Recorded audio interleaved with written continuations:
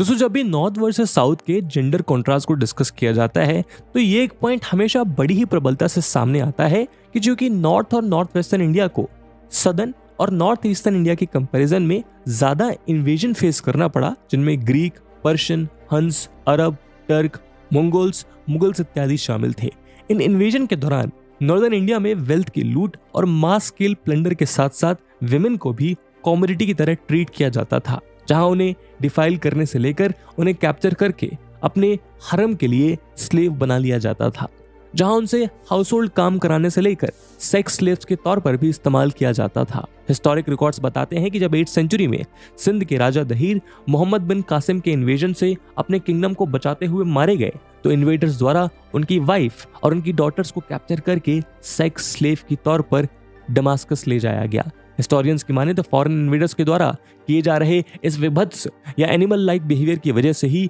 मुस्लिम invasions को सबसे पहले झेलने वाले राजस्थान के राजपूतों में 10th सेंचुरी में सबसे पहले जौहर या सती की प्रथा शुरू हुई,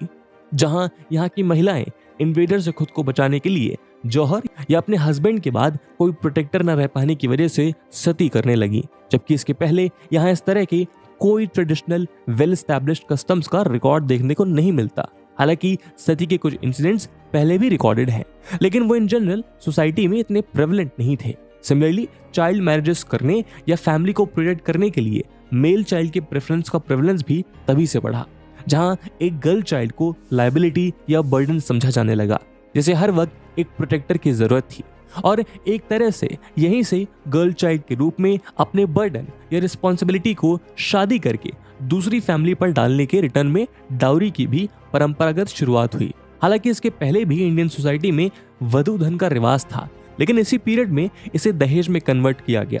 जो आज हमारे लिए कितना बड़ा सोशल लेवल और हमारी सोसाइटी में विमेन के स्टेटस को डिग्रेड करने में कितना बड़ा रोल प्ले करता है, ये तो आप सब जानते हैं। सिमिलरली इन जनरल स्कॉलर्स का यह मानना है कि इन इन्वेजन्स के बाद जब नॉर्दर्न इंडिया में एक प्रोलॉन्ग्ड इस्लामिक रूल स्टैब्लिश हुआ तो उसने भी यहाँ जेंडर सेग्रीगेशन में एक की रोल प्ले किया, जहां मुस्लिम रूलिंग क्लास द्वारा प्रैक्टिस किए जाने वाले पर्दा सिस्टम को यहाँ के नॉबल्स ने भी अपना लिया। लेकिन इन कम्युनिटीज के बीच पर्दा सिस्टम को समझने के लिए हमें इसके रूट कॉज को समझना होगा।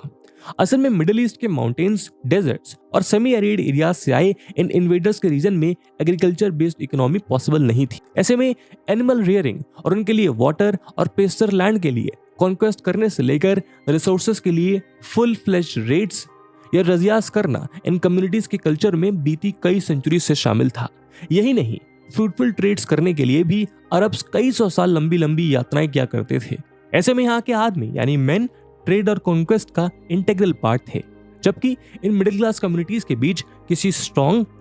एंड जस्ट स्टेट या वेल एस्टैब्लिश्ड एडमिनिस्ट्रेशन के एब्सेंस में इन कम्युनिटीज का इमूवेबल एसेट और वेल्थ को प्रोटेक्ट करने की जिम्मेदारी ट्रेडर या रीडर के क्लोज्ड किन की होती थी, जो फैमिली वेल्थ के साथ साथ फैमिली की विमेन की सेफ्टी और उनके बिहेवियर को लेकर भी विजिलेंट रहता था। यही कारण है कि इन कम्युनिटीज में जहां मेल मेंबर फैमिली और कम्युनिटी में अपने रोल की वजह से और डोमिनेंट हुए, वहीं इनमें विमेन और भी ज्यादा सेग्रीगेटेड होती चली गईं।